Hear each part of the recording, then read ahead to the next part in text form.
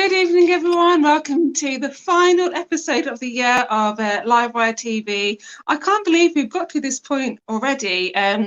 And to end the year on a massive high, I've got a super special guest for you guys. So for those of you who are new here, first of all, welcome to Livewire TV. This is the place where we like to interview business experts, marketing experts, and mindset experts as well. And I thought, what better topic to leave the year on than how to become the center of influence? And with me, I've got the amazing Ninder Johal. Ninder, give us a bit of a brief introduction as to who you are and what you do.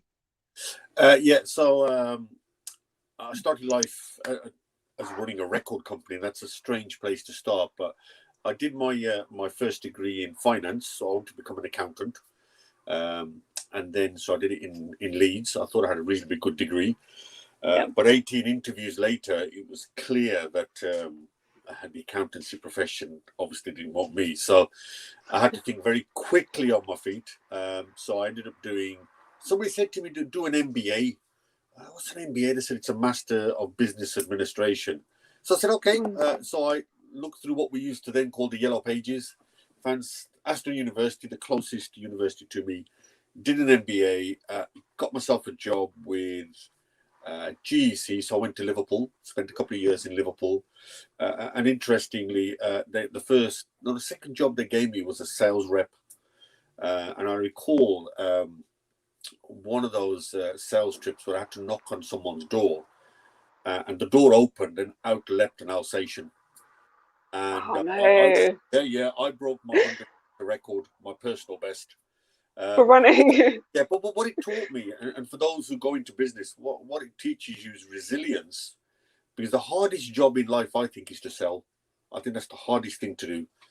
And I think if you can overcome the fear of selling, I think you're on your way. So anyway, that was my sort of first inkling of sales. So I did that for a little bit, did a bit of management training. Then I got a job back in Birmingham with Lucas Engineering. I joined a team of 3 and would go around the country. What we'd do is we'd walk into a place. Generally, the place was losing money. And normally we'd have a good look at the books and understand why they were losing money. And some of the techniques we used to use when we used to land at a business unit that was losing money is we'd check the car park first and see what sort of cars are there, because that gives us an idea of where they were spending their money. We'd have a look at reserved car park spaces. Do management have all reserved car park spaces? Because that gave you a bit of an idea about the culture. And then when you walk into reception, you have a look around, you look at the walls, see what's on the walls, and see how they talk to you. And really, before you've even walked into the place properly, you get a good idea. So anyway, that was quite a great job. I was all over the country doing that. But I had a love for music, and I started playing in a band called Nachural. It's a Bhangra band. And actually, we started to have quite a bit of success. But again, I remember when we set the band up, we needed around £30,000 to set up a band, drum kits and all that stuff. I remember going to see the bank and said, I want 30,000. And he said 4. I said a Bhangra band. And he said, well, what's one of them? But luckily, what my MBA taught me was to put what we call a business plan together. So I think anybody who's going into business, you may have a vision, you may have a passion, which I think are essential for you to succeed. But I think you need a plan. And by planning, you can work out the weaknesses and strengths of your idea. And because I'd just finished my MBA, remember, and because I was in consultancy, I had a reasonable idea how to write a plan. The bank gave me the money, remarkably. Could you imagine walking into a bank today? Well, you probably couldn't because you can't get an appointment. But if you did, imagine asking £30,000 or £60 a day for a band. You just wouldn't get it. Anyway, the band did very, very well. We started to sell records all over the place. I got a taste of leadership and a taste of entrepreneurship because I had to go out and get all the bookings for the band, negotiate the prices, sort of the Was that where your previous sales experience kicked in? Probably did, because I was now negotiating the value of a band's performance and negotiating the best price, making sure the band was rehearsing well. I was the tabla player, so I was part of that rehearsal, making sure that people who had those creative ideas, you let them have those creative ideas, but yet we'll work within a team. And and then the logistics of getting a band from A in Birmingham to maybe London in time, on stage, doing what we call a sound checking, making sure everybody could hear everything, then playing all the tracks as we wanted to play them in time, on time, and making sure the band played together. So it's a bit like bringing all the components together and making sure the whole thing ticked. And I realized that actually I was enjoying the commercial side as much as the artistic side. And remember, I was still working all over the country with this consultancy role. And, you know, eventually you can't do both. And I had to make that decision. And my parents weren't happy when I said, I'm dropping quite a lucrative management consultancy role. I spent all those years getting my education, finance, MBA, and I was now going to run a record company. So now trying to explain a record company and what it does is difficult as it is. And then to say to run it full time and abandon all that was quite hard, very hard. But talk to us a bit about the challenges that you faced at that time, then. Okay, so and how you overcame them. Yeah, so obviously I had this dream that I was loving the music because we were playing all over the place. And I had a dream that the music we were performing, which is Bhangra music, would one day cross into the charts.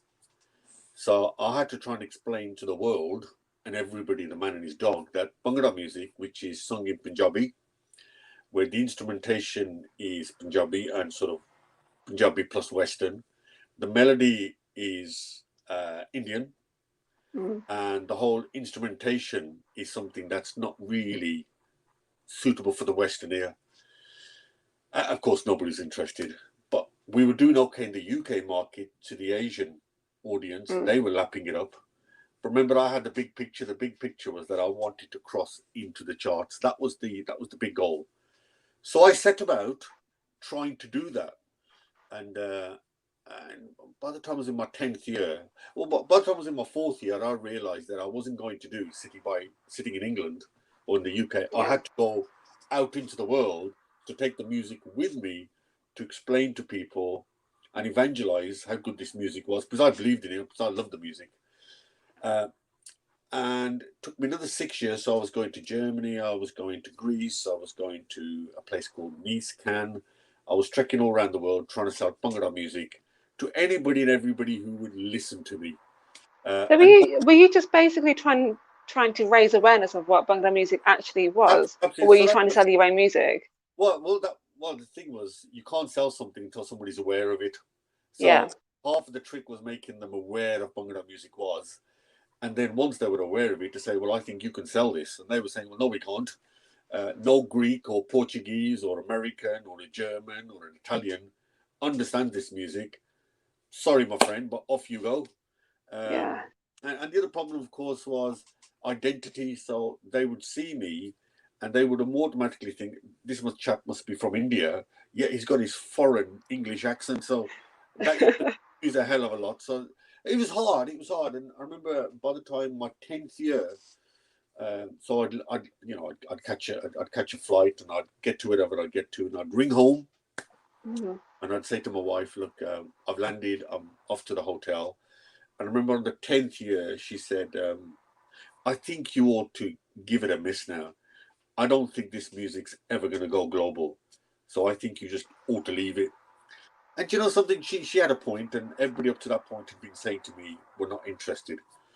But anyway, in that 10th year, I managed to convince a little Italian label to take one of the tracks off me and say, look, see if you can do something with it. They listened to it and said, yes, it's quite good. Don't understand it, but it's quite good. Okay, we'll take it on. So that was in January. And then in October... What year? What year was that? That was 2001. Okay.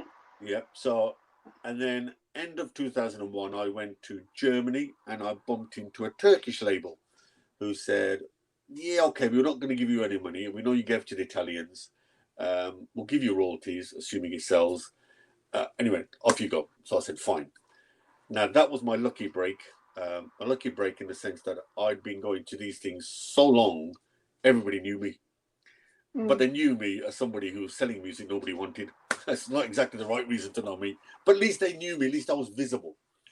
Anyway, so what then happened was, over the next 2-3 months, the Turkish DJs absolutely caused mayhem in the nightclubs because they loved it. They loved the beat. They loved the instrumentation.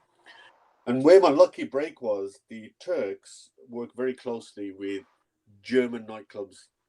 So they took the track with them to Germany. And in December of that year, I got a call from Germany saying, we don't understand this track. It's got a strange beat to it.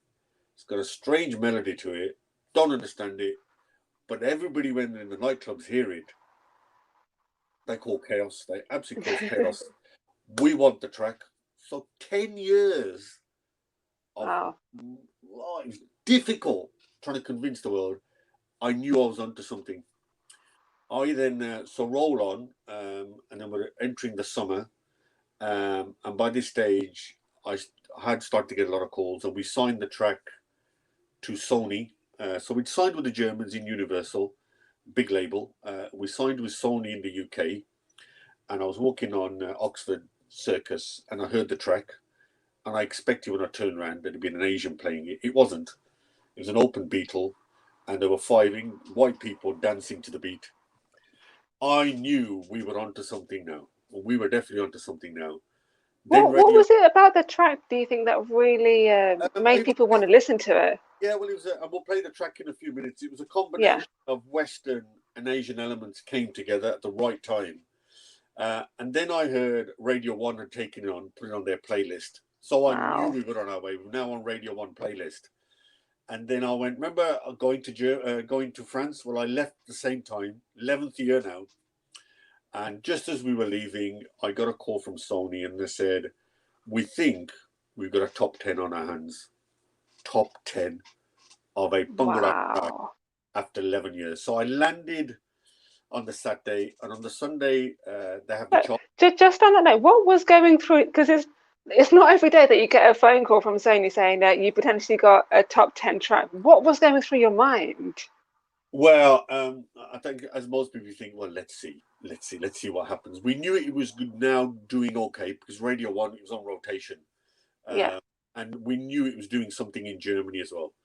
And then I landed, and on a Sunday, they do the charts on Radio 1. I remember I tuned in, and they said top 10, and it was someone else's track. I thought, oh. Went number 9, number 8, number 7, number 6, and my heart sunk. I thought, nothing's happening here. And they went straight in number 5, and we Monday at the Bachke, and we'd suddenly gone global. We went top 5 in the UK charts, and I landed back 2 days later. I remember settling back into the sofa, switched on the TV, BBC One, and Top of the Pops came on, and they said straight in at number 5, Monday at the Bachke, and we were on our way. Wow. And then the following week we went number 2 in Germany. I think sold 750,000 singles.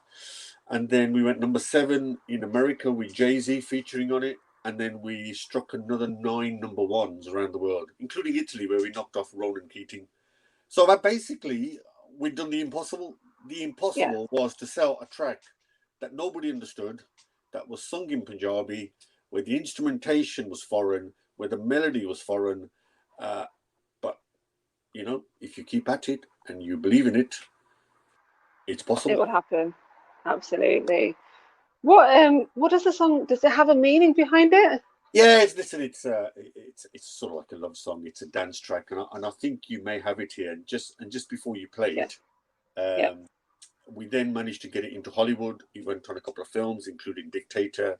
It was on all the adverts, and what we're now going to play you is one of those adverts. It was on Channel 4, E4, BT Sports, quite a few channels in. It was quite recent, about a year ago. So I don't know if you can, Raheen. At least people will then know. Can, yeah. So guys, if you recognise the track, let me know in the comments. Leave a like, and let me know in the comments if you recognise the track. I'd love to know if you actually recognise this. It's a very famous song.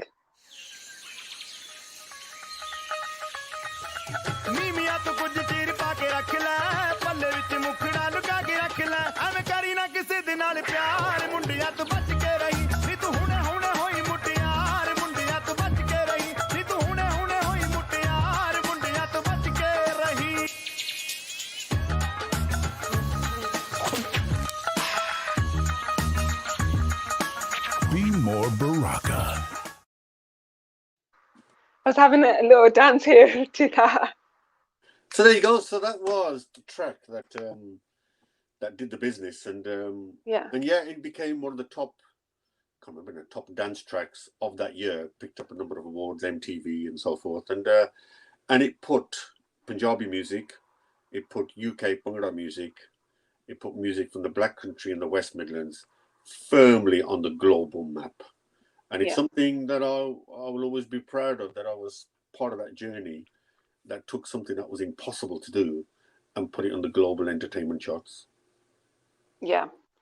What was going through your mind when you realized, oh my God, I've got a top 5 on my hands here? That doesn't happen every day. No, listen, it was extraordinary. It was, and I think it was more extraordinary because of the impossibility of it, if that makes sense. Yeah. It was such an impossible the journey, that it was so impossible that you just can't capture. And I can still remember switching it on and watching. Remember, I know we were top 5, but watching it on Top of the Pops. Some of you were young, but it was elation, and it was the fulfillment of a dream. Yeah. When I thought maybe this just wasn't going to happen, but it did happen, and it's something I'll always cherish. It was, it was something we managed to do that was just impossible. And of course, what was great was when we exported it back to India, and they used it on the IPL, the cricket, and it did well in India, and that was extraordinary because then Bhangra music did well in India, and it was extraordinary. And then we played all around the world with my band, Nachural. We went everywhere as well, doing gigs all over the place. So it was a really, really exciting time. It's a great time to be involved. Wow, amazing. So you had a top 5 hit. What next?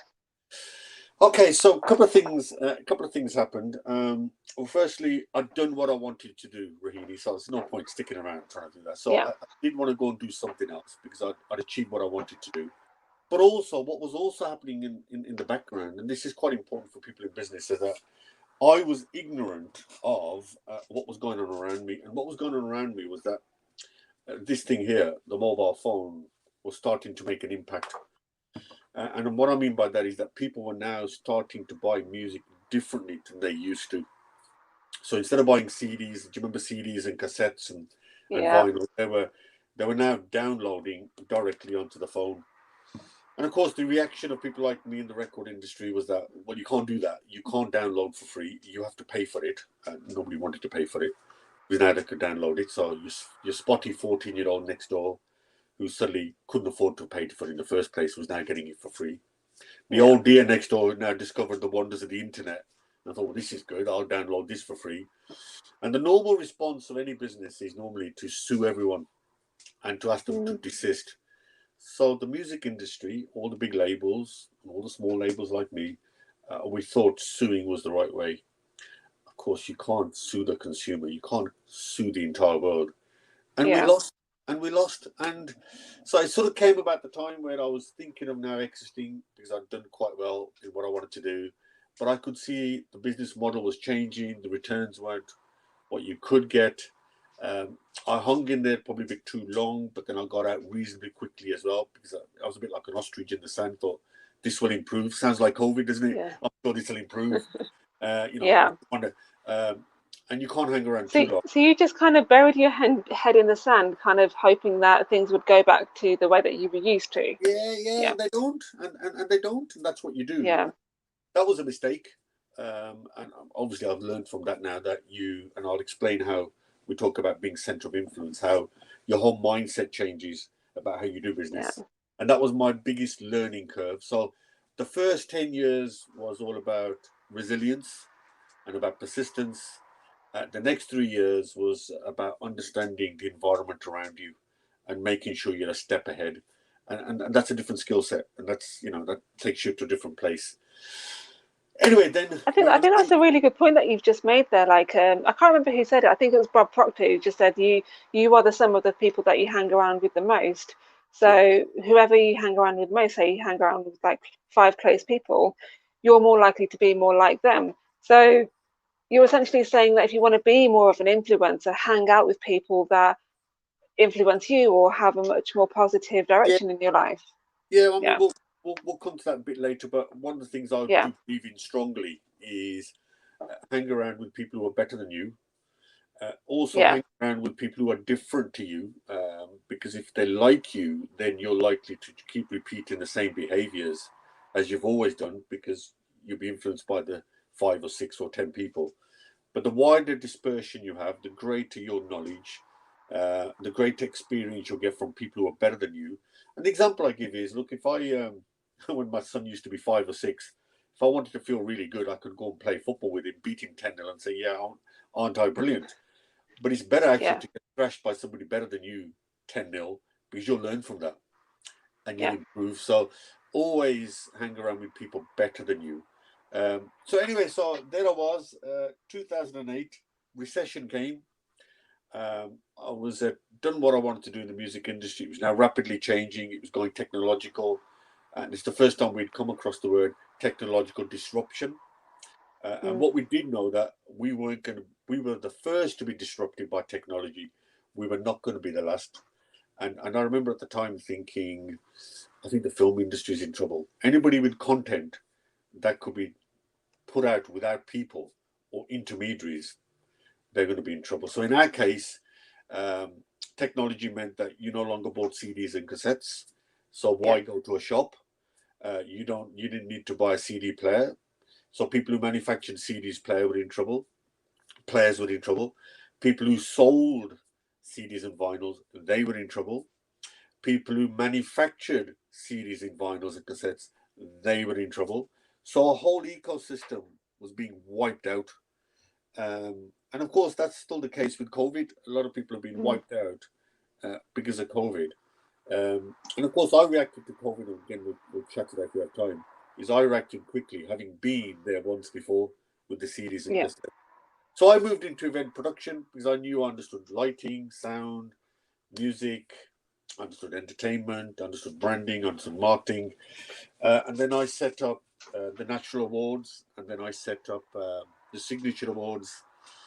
And through that, so Wolverhampton, Birmingham, Leicester, and London. And through that, I started to hang around with people miles better than me, miles better than me. And I started to pick up, I hope, some very good habits. And as you start to move around influential people, then people's views of you change, because they then think, well, if he knows boom, boom, boom, boom, boom, then he must be quite important himself. And then, so I sort of accidentally fell into this, but through the events business, I started to meet the right people in the right places. And I think the other thing that I did was, and not deliberate, I just fell into it, was I sat on a number of boards for free. So like the Black Country Enterprise Partnership, I was the president of the Chamber of Commerce. How did you get onto those boards? Actually, quite easily, you just get asked. Okay. And then I think if you become perception and influence, and then more and more opportunities keep coming to you. And I think that's one of the beauties of being an influencer. I'm talking about anybody who wants to become a business influencer. The more people know who you are, the more likelihood is that you will get more opportunities to work with people than if you're not. Does that make sense? Yeah, absolutely. And if you're seen with the right people, if you give a lot back. So I joined most of these boards when asked, because I wanted to put something back. So the Black Country Local Enterprise Partnership works for the benefit of a region, in which case is the Black Country. So when I used to walk into board meetings, and I still do, when you shut the door behind you, whether it's virtual or in the meeting, you leave your business outside and you're there now thinking about the region. The beauty of sitting on some of these boards is, guess what? Some of the people around those boards are very, very clever people. And guess what? You learn from these very, very, very clever people, and you make many more contacts than you ever thought was possible. And over time, you build a skill set which gives you authority. You build a knowledge base which gives you some kind of reputation. And as all these little bits start to come together, more people want to do business with you, more clients come along. And as you build your network, it starts to, it's a bit like a ripple effect. It just starts to mushroom out. And then of course when COVID came, remember, I'm now moving very well into the events game. So we're doing Leicester sellout, Wolverhampton sellout, Birmingham sellout. We were going into London. We had dates planned for Lahore and New Delhi, and we were looking at potentially South Africa. Then boom, COVID came, and suddenly everything stopped. But remember, I've been here before, because with the digital download, so I know this. I've been here before. I know. Way, but this time, you see, we were keeping an eye on what was going on, and so we were ready for it. We were no longer the ostrich in the sand. We were ready. And you say, well, how are you ready? Well, I read the Harvard Business Review regularly. I subscribe to The Economist. I look at Bloomberg every morning. I read the Times. I read the Financial Times. I listen to a lot of podcasts. So I try to increase my knowledge of the way the world works. Because I learned 2008 in that second recession when I had to set up an events company, because I hadn't been watching what the world was doing, and I didn't see the threat of disruption coming. So ask yourself, if you run a business, how well do you know your business? How well do you know your sector? And how well do you know when the next threat is coming that might, the click of a mouse, wipe you out? And I think those are some really, really life-changing questions to ask yourself. I just want to read out a couple of comments that we've had in. So we've had Umesh comment in with what a guest, well done, super. He's heard your track before, and I remember he used to dance around to it. And Shakira's just come and saying that I was one of the first people to receive issue 1 of the hard copy of the Business Influencer publication, and it's genuinely a high quality magazine.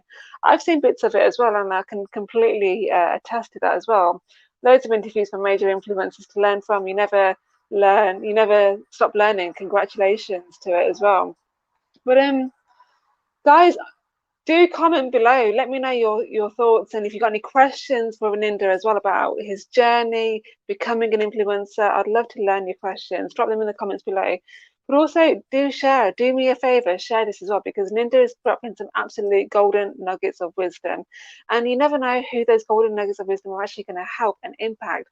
And by you sharing this content with them, you could actually help somebody else in their lives, because you never know what people are going through. So do me a favor, share this with them, because that way you'll be paying it forward as well. So Ninder, carry on with what you were saying about your journey so far. Okay, so COVID came along, and like most people, you go into a state of denial for a little bit of period. It's only going to be a couple of weeks, it'll be all sorted. We then knew by middle of April, oh, hold on, this could go on for years. You know, this 3-4 years could go on. So what do we do now? Now, one of the other things you should always do is continually reevaluate and look at your business model all the time, and always explore options to do things that will add value to what you're already doing. And so Ninder, that's my wife and business partner. So what we do every month is we take a piece of paper, we write down all the things we'd love to do if we had the time. So is that like goal setting then, essentially? Well, no, it's brainstorming. It's saying, right, if here's a great idea, we should think about this, we should think about this, should think about this now. So we write all these ideas down, and you do a number of things with them. You park them because it might not be the right time. You park them because you haven't got the skill set. You park them because you haven't got other people in the company with the skill set, or you park them because you haven't got the financial capacity to do it. But you park the idea as something you may want to revisit later. Because what then happens is, in a moment of crisis, the brain does funny things. You do things you normally would not do. But if you've been through this idea generation over a number of months, what you do is you pull those archives out and you say, right now, remember all these ideas that we parked? Are any of them now possible? So you're thinking about them in a rational manner, rather than having to brainstorm then. Right. And the idea of the magazine came out. And the magazine then, we thought would come out with your title. We thought would come out with a title called The Business Influencer. Wow. Now, the rationale behind that was that we knew we'd built up an audience through the events, a really good audience nationwide. We were worried that for the next 2 or 3 years, because it could have been that, we don't have events for 3-4 years, we want to know, how could we continue to stay in touch with that market? What could we add value to that market that we don't currently do? So we came up with two ideas. One was the magazine. So through the magazine, we would stay in touch with our audience and say to them, magazines come out. Why don't you learn about what's happening with COVID and what other thought leaders are thinking about it? One. Secondly, gave us an opportunity to communicate with people. Thirdly, gave us an opportunity to reach out to other influencers, because some of the people in both these issues are some really, really clever, influential people. Really fantastic stories. So it gave us a chance to explore what they've been up to, what they tell the world. And it gave us, over time, another channel to communicate our brands through. Because what it meant was we stayed communicating. And so we were building an ecosystem. So we now have live events when they come back. You can now read about the events and the people. And in January, first to second week, we launch our podcasts, which will be available on YouTube and audio. So which means you can stay in touch with the brand by listening to it. You can stay in touch with the brand by watching it. You can stay in touch by reading about it. And then when the events come back, you can actually come and visit and meet all these people as well. So it completely closes the loop. And therefore, we've touched all the human senses. But really, it's all about how can you become a business influencer? How can you mark yourself in the marketplace so that other people become keen to work with you? And it's not difficult. Okay, I've done it perhaps by accident, but I know now retrospectively, if I'd known then, there are some clear techniques and steps and tools you can do, which mean over time you could yourself become a business influencer. Before we get into those steps, Umesh has just come in with a question, and I think it goes back to your music days. How did you stay motivated for so long? Good point. You mentioned no real income. Well, we had income because we were selling to the Asian market. We were selling to them. We weren't making a fortune, but we were selling to the Asian market. Remember, I wasn't driven by just selling to the Asian market. I was driven by that dream of going global. I wanted a global track because I thought the music is so great. So it was that dream, that vision, that desire to achieve that goal. That's what drove me for 10 years. Wasn't the money side, because we were doing okay. We weren't. I mean, we had some real dodgy moments. Maybe that might be if we don't have time. If we have time, I'll tell you about it. When I seriously had no money in my pocket. So he's right in some sense. But the desire to reach that goal, real desire to get there, actually overcomes those dark moments. And in any entrepreneur, there are always bleak and dark moments. Yeah. So I think that's the answer. Yeah, it's your why that keeps you going, isn't it? Your reason for getting involved in the first place. Yeah, and I think the mistake I made, would say this to anybody is, and whilst my wife and business partner now plays a really integral role in the business now, in the early part of the years, admittedly she was looking after the family, but I didn't really keep her that engaged.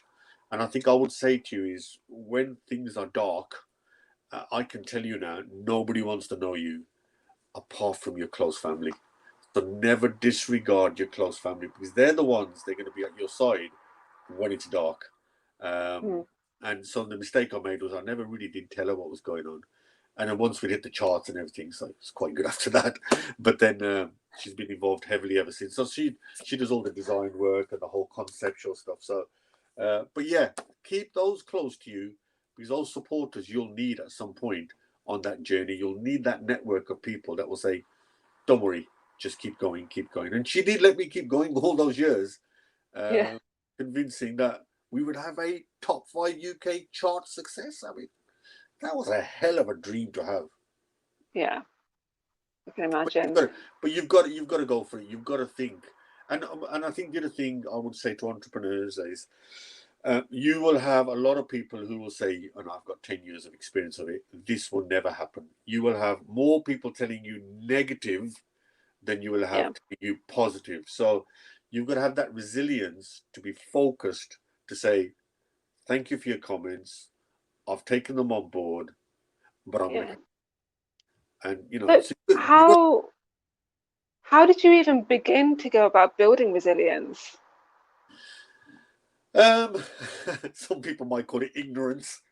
Maybe I didn't know any better. Ignorance on fire. Yeah, and maybe I just didn't know any better. But you know, I love the music that much, and I was just so convinced that the world should listen to this music. I was so convinced that this music was the best music to dance to, the best music for you to rejoice about, and I was just driven by that dream of going into the charts, and it happened. Amazing. So it's just that blind passion for it. Amazing. So Ninder, I know that you've had some, and I know that you don't like to brag. You're one of the most humblest people I know, literally. But I know that you've had some amazing successes. But without success, you can't have success without the challenges. So how did you set up 3 businesses during 3 recessions? Okay, well, Because most people would struggle with one. Yeah, well, the first one was set up in 1990, which is a record company. I was completely ignorant that we were even in a recession. I didn't even think about it. Didn't even think about it because I love the music so much.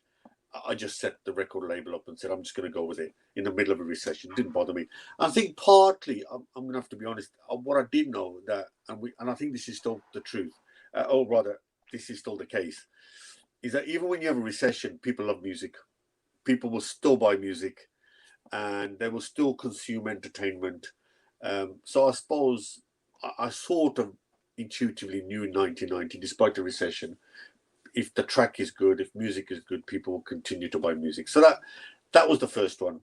The second one, when I moved into events, I moved in just as the recession hit us. And I knew at that time that really I had little choice because the business model for the music wasn't working. So I didn't want to sink with it. I wanted to move on quickly and pivot into something else. And that just made sense at the time. And it was a recession was regardless. I had to do it because I knew my business model had changed. The third one, which is the magazine, again, the environment had changed. We had massive problems with COVID. And sometimes, you know, you can't hang around. You just got to move quickly. And luckily, we had a number of things in our place. Now, look, I know nothing about publishing.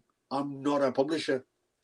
All I know, and this is probably the only bit I did know, is that it's about content. I remember music's about content.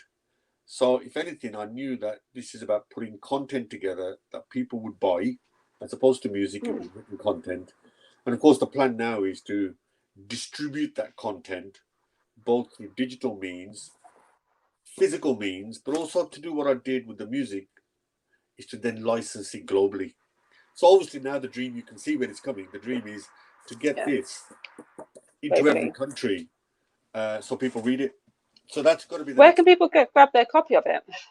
Well, look, you can go on the website and ask for a copy, or just drop me, and you can find me anywhere on social media, and I'll pass it to the office, and then you can buy a copy. But it's moving very well. We've got quite a few big corporate businesses now are subscribing yearly. You know, they want to buy it every year, so the numbers are looking quite good, despite only having 2 issues. So it's moving. It's moving really, really well. I'm really pleased. Actually, it's more than I thought. I think you've had some amazing successes with it, and I think you've tapped into a market that is literally like I've never seen a magazine like it before ever. Well, yeah, look, a couple of things. Partly, I love reading, and I wanted to read something, so I thought, what would I like to read? And now the other thing is, none of these decisions have been made without some kind of research. So let me explain. So when I set the record company up, I'd spent 2 years playing with the genre all around the country. So I'd seen the response. So I'd seen the response and absorbed it. When I moved into the events, I'd been going to black tie events and I knew what needed to change to make the signature awards and Nachural events work. So again, it wasn't blind. I'd spent a bit of time. And before the magazine went live, I checked, book sales were up, physical products like magazine sales are up. So we knew there was a market appetite for it. What we needed to make sure is that the content and the product was right for the market. Now you say, well, how did I know that? Well, we've been doing 5 years of very successful events. So through the events, you get an idea of what people like to read and listen and talk about. So the product's been based around that. So each of those decisions may seem impulsive, but actually, no, there was a bit of research behind it. Listen, we didn't spend a decade thinking about it, and you can't over plan. I think there's a bit of a gut feeling. I don't think you should go in totally blind. I think you should do some kind of analysis to make sure that it's a calculated risk rather than a risk you take without even, well, rather than taking an impulsive risk. Some of them work, but so each of them has involved some level of research. Yeah. It's about sort of weighing up the risks. I mean, I know a lot of influencers myself who have done this. So rather than looking at it's kind of like looking at pros and cons, really, isn't it? Yeah. But then when you look at the cons, you're thinking, actually, how can I avoid that as best as possible? Yeah. And I think, look, and it's back to my point. If you sit around with the right people, talk to the right people, I think those ideas you can test with people. I tell you what was interesting. Not many people thought about the magazine, but once I'd launched it, everybody said, "Oh, what a great idea!" It was quite a natural step for you to take. Well, nobody told me before. But now, obviously, in hindsight, they can see the same thing I can see, which is an ecosystem of listening, reading, watching, and attending. So it really means. I mean, somebody said, "Well, when you set up a business, you've got to be able to resolve a problem." In other words, what does your business do? What problem of the world does it resolve? So mine's quite easy. My events were set up because we know every business needs a brand. Every business needs to push their brand.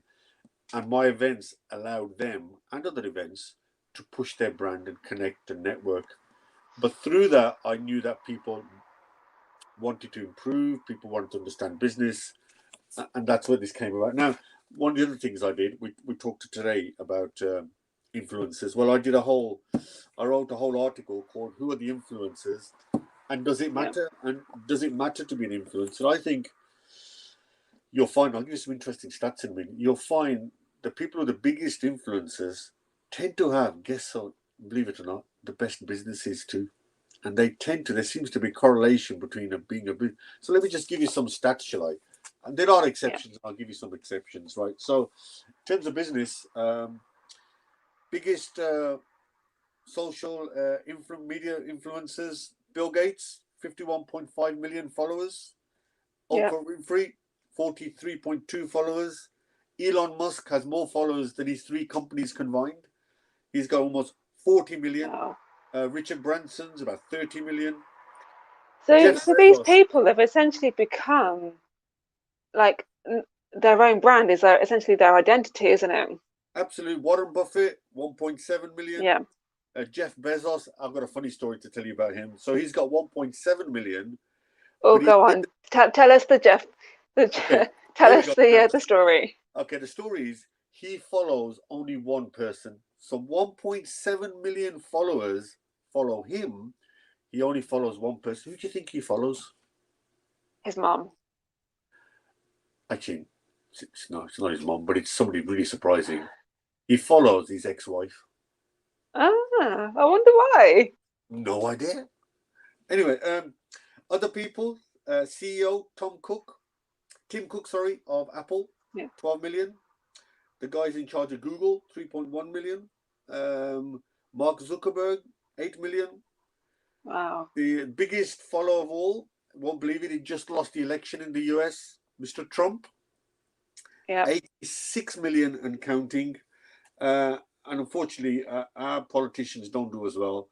Boris is around 3 million, and Rishi Sunak has just picked up about 500,000. Now, here's the strangest one, which shows that you're still going to be an influencer without having a social media following. The most powerful woman in the world has only 60,000 followers because she never, ever tweets, never says anything. But it's Angela Merkel, who will probably determine what happens with Brexit. So sometimes you can be influential behind the scenes. And of course, one of the biggest influences we have here is the Bank of England governor, who determines interest rates, which determine how we all borrow money, save Right, money, yeah. and he doesn't do a single tweet, and he's got no profile because the Bank of England monitors and puts everything out. So you can be an influencer behind the scenes. Yeah.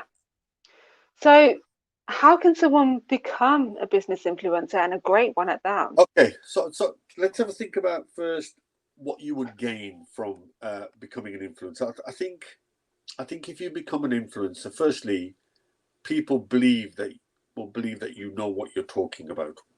So I think Yeah. if you want to become an influencer, you better know your stuff, because if you don't know your stuff, you're going to get called out. Yeah. So first things first, do you know your stuff? If you know your stuff, do enough people know that you know your stuff? Does that make sense? So you can be the best expert sitting in your back garden, but nobody knows you're an expert. So first things first, know your stuff. Then make sure you're visible so people know you're around. If then you combine visibility and credibility, in other words, you know your stuff, you are on your way. The next point then is, if you've got the credibility, you've now got the visibility, you now need to make sure that you build your network so as many people know about you. And if they know about you, then the question you've got to ask, and this is the difficult one, is what do people say when you're not in the room? Because that will determine your brand. Because if the right people say the right things about you, your brand will improve and increase. If your brand increases, then you become responsible for making sure that whatever comes out of your mouth is consistent and is believable and is consistent across not only all platforms, but is consistent offline as well as it is online. Now, part of your branding will come from how much respect you have for people. So if someone emails you, even if it's a no, reply and say no. If someone I rings think you, that just comes down to integrity, personally. yeah, but it's part of your brand. It's part of your brand. Yeah.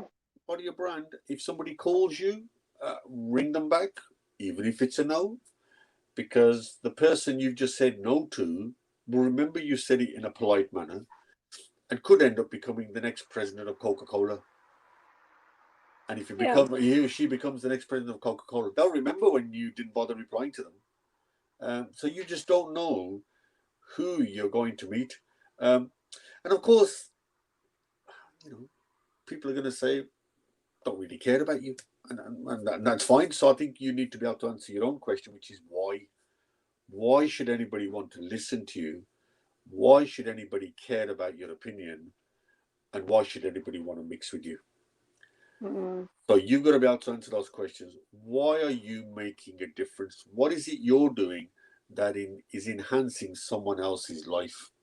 Because if you're enhancing someone else's life, you're doing something for them. Then it will rebound and you'll start to build that brand strategy. And of course, part of the brand strategy is having a content strategy.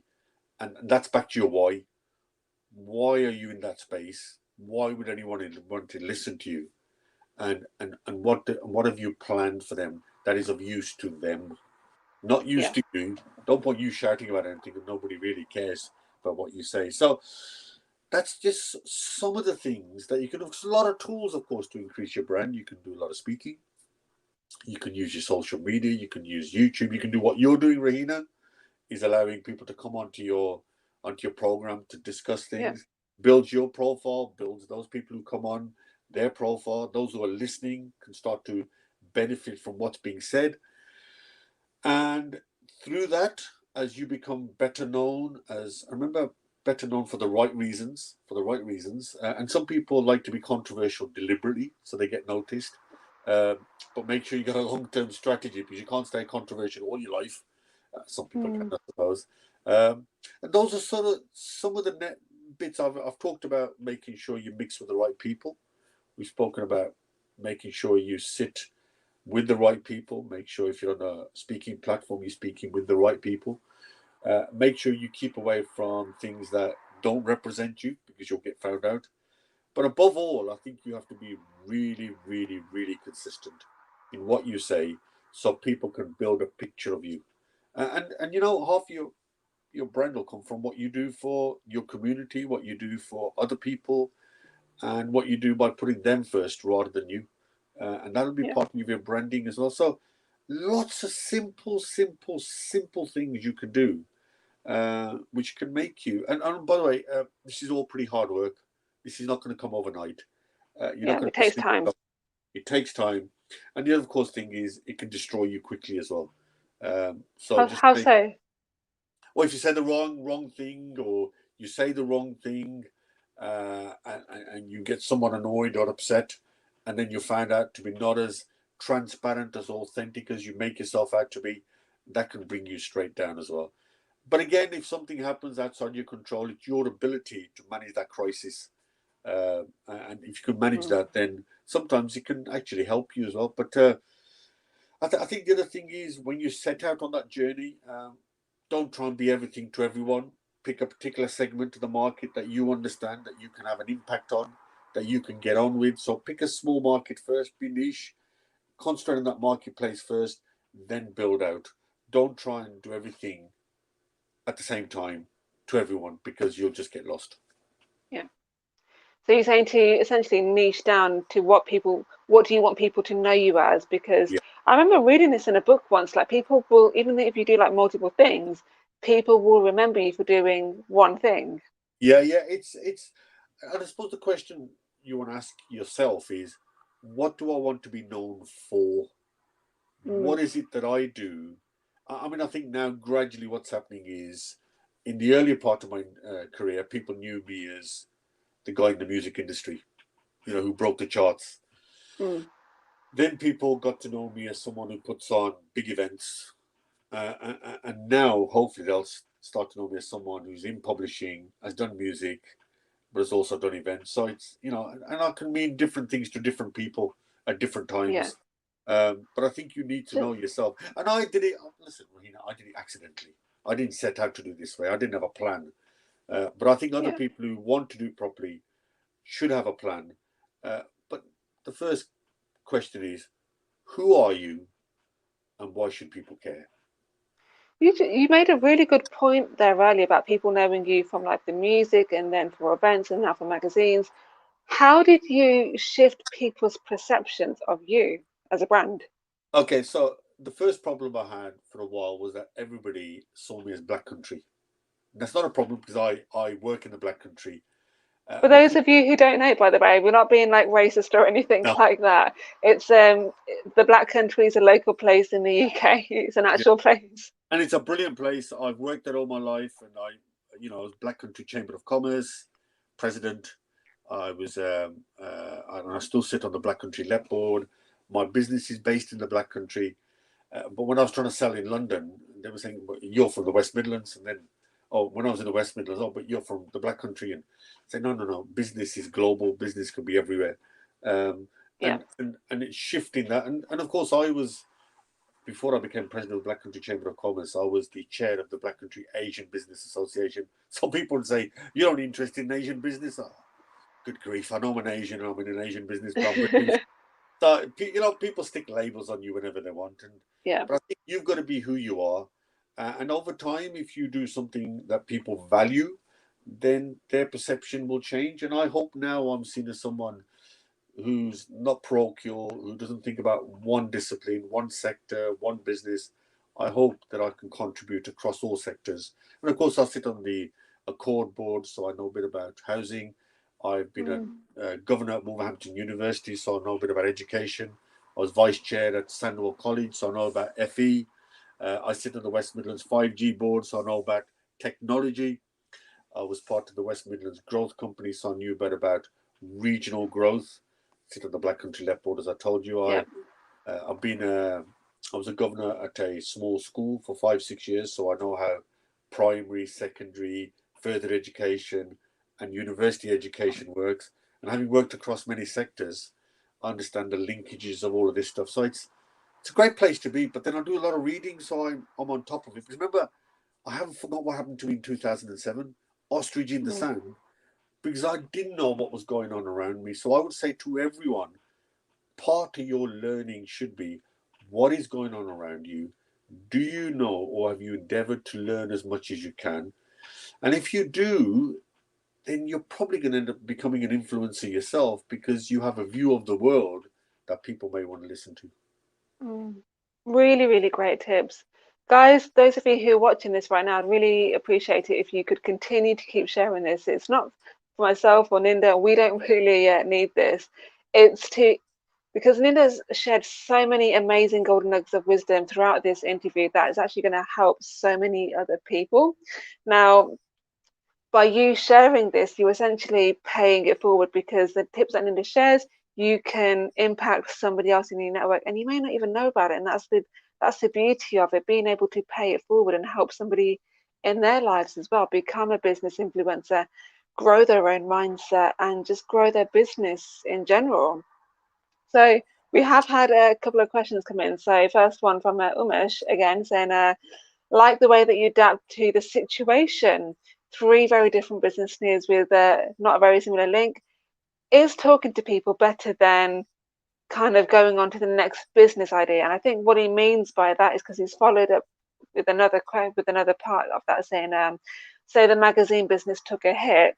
Is your next move to then go and talk to more people? What would be your next move?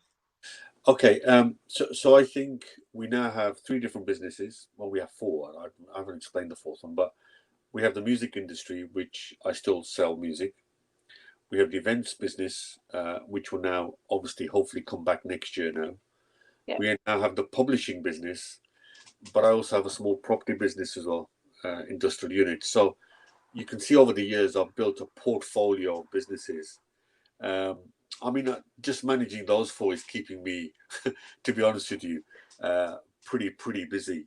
And I think the plan now really is not really to veer anywhere else unless an opportunity comes. And again, if you're surveying the world around you, you should be better placed to spot an opportunity than other people.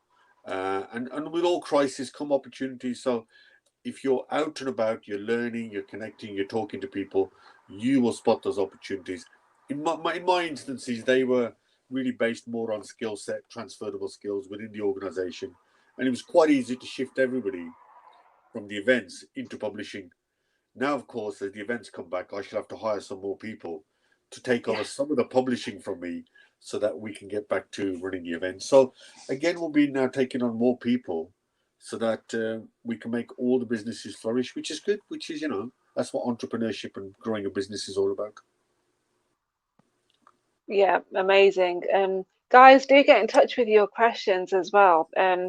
What's next for you on the agenda, Ninder? So obviously you want to have global domination with your amazing magazine already. And guys, if you've not had a look at the copy yet, go connect with Ninder, get yourself a copy. It is definitely worth the read. If anything, it's just super inspiring, super empowering as well. And like what you said earlier, surrounding yourself with like-minded people, and right now that can be a little bit isolating. So, and I'm sure you'll agree with this, Ninder, in saying that you essentially become what you consume. Yeah. And look, we're all born to achieve. We're all born with a lot of talent. Somewhere along the line, something happens and we don't achieve the potential. But I think we're all capable of getting to that potential. And I think the more you mix with the right people, the more ideas people will suggest, opportunities you will see. And I think the other thing we tend to do as human beings is when we hit a problem, we focus largely on the problem rather than the solution. And we spend more time worrying about the problem than finding the solution. So I'll give you a very quick example. So one of those dark moments was when 3 distributors went bust on me. This was in the early Bhangra days. One was in Singapore, one was Canada, and one was in East London. And that meant I hit a really bad cash flow problem. And I just remember when the bank manager said, well, I'm sorry, you've run out of money. I'm not going to give you any more money. And that's your problem. I'm just going to bounce anything. And I remember, to cut a long story short, knowing that I wasn't getting very far with him, So I went to a phone box. You remember phone boxes? Because my phone wasn't working anymore. I had no money left. You had to And, put your money in and dial it yeah. all up. Yeah. And I remember ringing the senior manager 2 levels up, and amazingly I got through. And he said yes, and I said, I'm Ninder Johal. He said, yes, I've got a list of your names on the top. You got a few problems. I said, can I come and see you? He said, yeah, a couple of days. I said, no, I need to see you ASAP. And this is about 10 o'clock in the morning. He said, I'll see you at 2 o'clock. So I dashed back home, and then very quickly, and that's where the education came in, I put a plan together. And then when I was able to go and see him, I didn't talk about the problem. I gave him a solution. And I said, can you double my overdraft? And if you double my overdraft, here's the solution. And because I walked in with a solution rather than a problem, I was able to walk away with a solution. And part of that solution, by the way, was that I wanted to borrow more money so I could go abroad and try and sell the Bhangra music, even though I had no money. But he was able to give it to me. And then a few years down the line, we crossed over into the charts. So, Amazing. think about the solutions. Don't get embroiled in the problems, because if you get embroiled in the problems, you'd be amazed how deeper and deeper and deeper it gets. And of course, the other thing is it's all about good habits. Develop some good habits, consistent habits, which probably includes problem solving, thinking ahead. And where businesses fail, they don't look at the numbers. Make sure you look at the numbers, keep an eye on the numbers, project the numbers, look forward, and anticipate what we call stress test. Always check, how would you do if you ran out of money or there were no sales? And of course, for some people, that actually happened with COVID. You had no sales, and a lot of people didn't cope, and a lot of people did cope. But you should be doing that stress testing regardless. Always anticipate the worst and make sure you've got a plan in place for it. Yeah. What was going on through your mind when you decided to launch your next venture, the magazine? Was it a case of like, okay, COVID's hit, now's the right time, let's go? Yeah. Or was it, Yeah, because remember we planned it. It was in our list of things that we'd like to do one day. And it seemed the perfect opportunity. We knew there was going to be no events for at least a year, potentially 2 or 3 years. We'd wanted to do the magazine. It was on our list of things to do that we just didn't have the time. And now was the time. So a quick survey of how a magazine's doing, which magazines are working best, how are book sales working, are people reading, do people want to read? And once we'd done all that, we thought, yes, they do. Do we know who to sell it to? Yes, well, we have an audience over the last 5 years through all our events. So we've got a ready-made audience. Do we know what they want? Well, we sort of do, because they've been coming to our events, and we worked out from our keynote speakers the kind of content they want. So you'd done your audience research before you decided to go ahead and launch. Yeah, so you weren't just launching in the dark. No, we went. This is my point. So in each of those pivots, if you want to call them, we'd been doing research and had a good idea of what the market wanted. And then it was a case of just making sure that the design was good. And we spent a lot of time making sure the design is really good. I do like the design. It's very slick. Yeah, and making sure the quality. So this is very expensive paper. Very expensive paper. The paper inside is very, very expensive as well. And then once we knew we'd got through maybe 3 to 6 issues, and we're now talking overseas, we're now talking 3 or 4 distributors, North America, Middle East, India, and one other territory, about potentially having this distributed around the world. And of course, it'll help our events, and the podcast will start, I think, first or second week. And our first one, sorry, go on. How did you manage to launch your business internationally? Okay, now the international bit, believe it or not, wasn't that difficult, and I'll tell you why I say that. Because I've done it with the music, so I know how the model works. The only bit was just making sure we understood how the distribution and the pricing and all of that works. Now, so example, our first podcast is with this guy, Dinesh Damajai, and a brilliant guy, and he will explain in the podcast. Now, get this. He will explain how he lost $710 million in a few days. Wow. Just try saying that figure, $710 million. Most people can't even fathom that amount. Yeah, but he just shrugged his shoulders when I asked him, and then, but he took his company to, I think in today's terms, it was £1 billion when he sold it, or just over £1 billion. So in today's money, it's probably a couple of billion, and he was the first.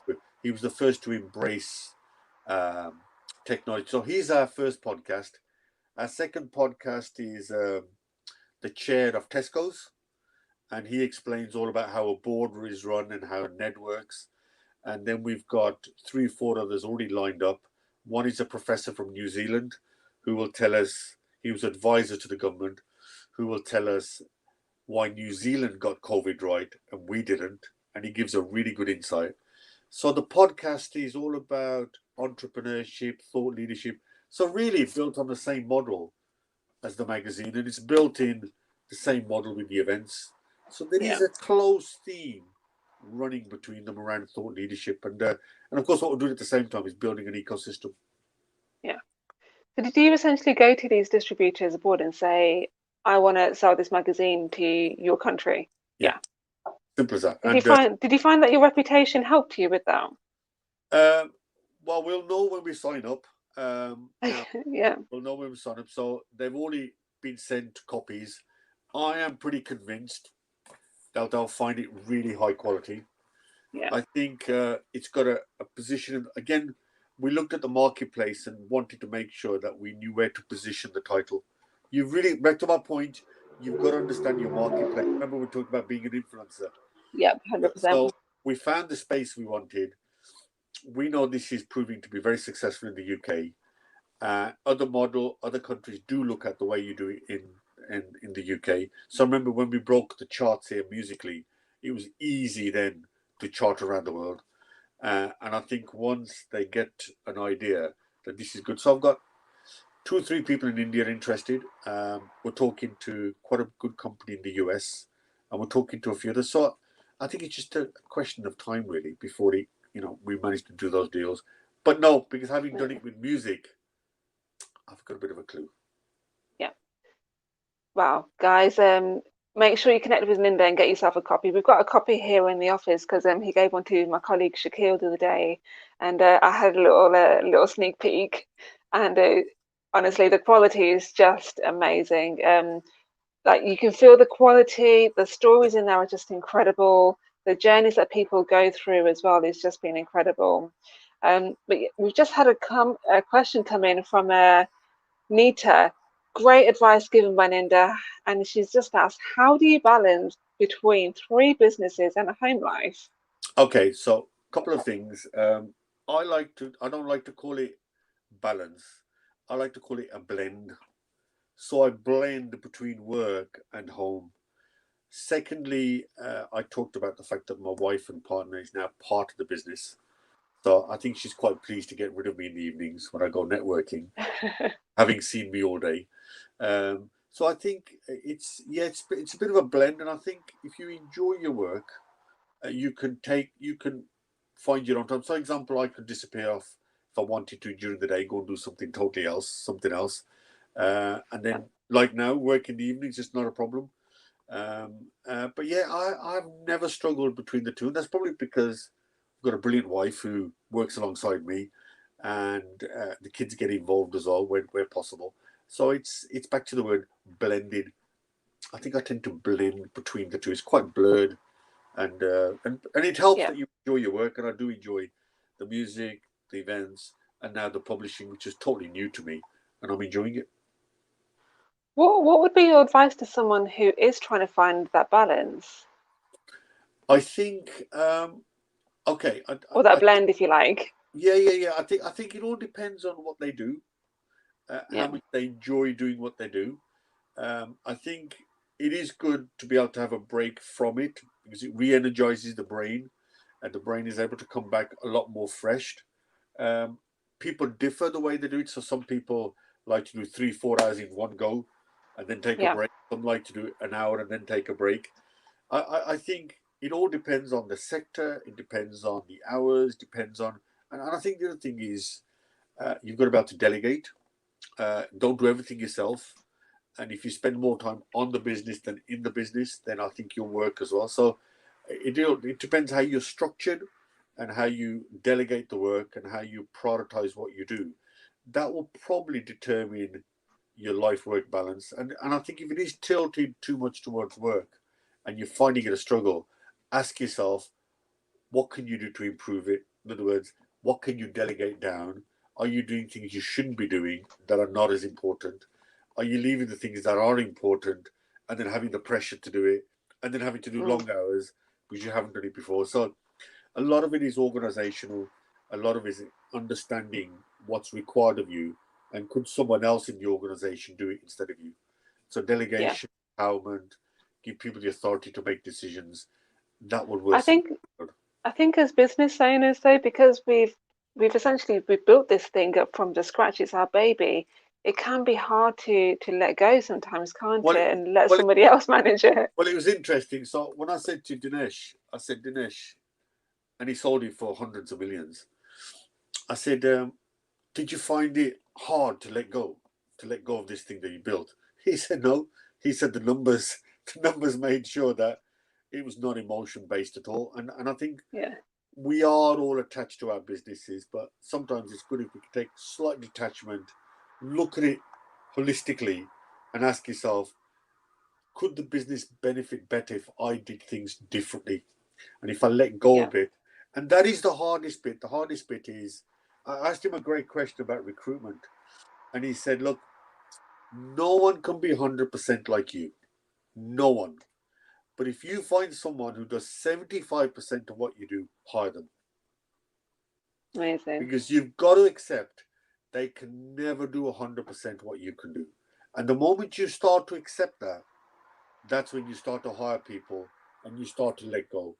Because the company will not grow, your business will not grow if you keep a real control of it, and won't let go. You have to let go, which means you have to train people to do what you do. So it's all about 100%. training and learning and empowerment. Yeah, 100% agree with that. Shakil's just asked the question, when do you realistically think we'll see the return of large-scale events like the Nachural Business Awards? Okay, so we've been planning that now over the last 2-3 weeks since the news came out. So we think we're in a good place. We'll know by January. We think we're in a good place for our London show, which will be September. I'm going to Leicester tomorrow to finalise the date for November for Leicester. What I'm hoping, and I'll know in January, I'm hoping we can sneak in the Nachural Business Awards in Wolverhampton in June, July. I'm really, really hoping we can do that. But I think 2022 will be a brilliant year. I think 2021 will be we'll be back on our feet. So I think we'll be rebuilding next year. And I think we'll be restarting and renewing. And I think 2022 onwards, it's going to be fantastic. I think we're going to have a whale of a time. Next year, listen, I think until the vaccine is out, until we have the herd immunity, everybody comes together, then I think we'll be in a better place. Yeah. So, Ninder, I know that you're a super humble guy that doesn't like to brag, but I've been following your journey for a while now, and I know that pretty much everything you do, you put 100%, 110% even into, and you don't do things small. If you're going to do something, you go big. And I've seen your events; they are absolutely incredible. I mean, what can people expect when they go to your events, though? I think before I answer that question, I think you just said something quite good there. I think if you're in business, what you should be doing is you should be trying to be the best you can. If you can try and be the best you can, you'll do well. You'll do well. Don't worry about what other people do. Do the best you can. And if you concentrate on what you do and do it to the best of your ability, you will succeed with hard work. And I think that's the approach I've always taken to the events. I've never really been worried about what other people do. And good luck to everyone. I don't see competition in that way. I like to make sure that we concentrate at Nachural and what we do the best. So when we put this together, we want to make sure we do it the best we do it, not what other people are doing. So concentrate on what you do. Of course, you need to keep an eye on the competition. Of course you do. You need to know what other people are doing. But listen, concentrate on your strengths not on your weaknesses. Don't dwell about your weaknesses. Concentrate on your strengths. Work to the best of your ability. Give it everything. And if you work hard and you continue to learn, like Shaquille said, then you know something, everything will come together. Everything will come Absolutely. together. But you where need can people download your podcast? Yeah, it's a good point. Well, we're going to be hopefully starting the campaign first week of January. We'll give everybody the dates, but it'll definitely be either the first or second week on a Wednesday. So either the 6th or the 13th. We'll sort of sort that out over Christmas, but they've been recorded. So it's now just a matter of promoting them. But we thought we'd first get the magazine sorted, get that in the place. We didn't want to come up with everything. And I think another issue, that's all bedded. And then we'll kick off with the podcast. And I'm expecting the podcast to be quite popular. I think that will be quite good. And we'll podcasts are huge. Yeah, so that's the third leg to our ecosystem. And Amazing. again, we were always planning to do that, but I think now in hindsight, we probably wouldn't have got around to do the magazine or the podcast. We were so busy with the events. But now it enables us to do both. So we're building up a nice ecosystem now. It's really good. I'm quite happy and pleased with everything. Fantastic. So guys, we're going to wrap it up here. Ninder, really, really appreciate your time and your wisdom. Thank you. Guys, do me one last favor. Please do share this out. It's not for me. It's because Ninder has shared so much value within this entire show that it could impact somebody within your network. By you sharing this, you're essentially paying it forward to them. And you never know who it's going to reach, who it's going to touch, and whose life you're going to essentially change, because the advice that Ninder has given is absolute gold, and more people, I firmly believe, more people need to hear this. So guys, do us a favor, share this out, get Ninder's message out there. So have an amazing New Year, and a very Merry Christmas to those of you who are celebrating. And see you in 2021.